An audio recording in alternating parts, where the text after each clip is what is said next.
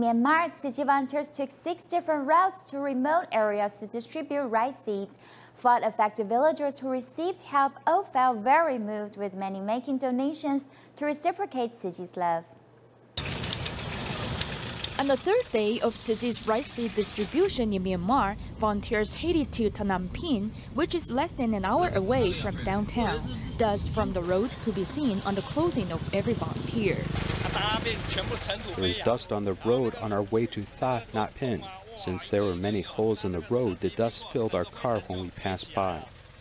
Tzu Chi volunteers came from afar to help 418 households from 9 different villages. Some people use cell phones to record the whole distribution process. Many of them have been impressed by Jin's aphorisms on the rice bags. Before, I've never heard giving without asking for anything in return, but today I realize it is to carry out the act of giving.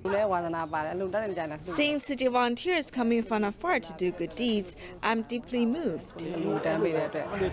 This time, volunteers divided into 6 different groups to conduct the distribution. On their way to the dyewood area, the roads were also bumpy and full of dust. Upon arriving at the distribution venue, it is a challenge for them to use the old generators and wires to conduct 2 distributions. Fortunately, volunteers brought 3 extra bundles of wires. It's 30 meters in a roll. I feel worried again. Why is it so long? Fortunately, we're able to solve the problem today, as we can use these 3 extra bundles of wires. Although there were many obstacles during the process, volunteers were able to overcome all of them. When walking into the village, one can still see the damage caused by the flood last year. Residents used canvas to shelter them from the wind and rain. They even used bamboo to reinforce their rooms, which had been destroyed by the floods. They use bamboo to frame it, so it's very unstable when we step on it. Now they sleep in this place.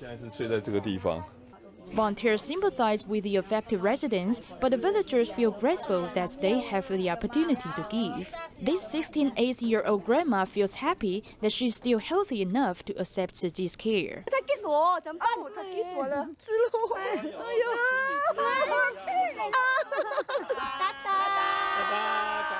After receiving help from rice seeds distribution, the recipients all cherish their blessings and show smiles on their faces.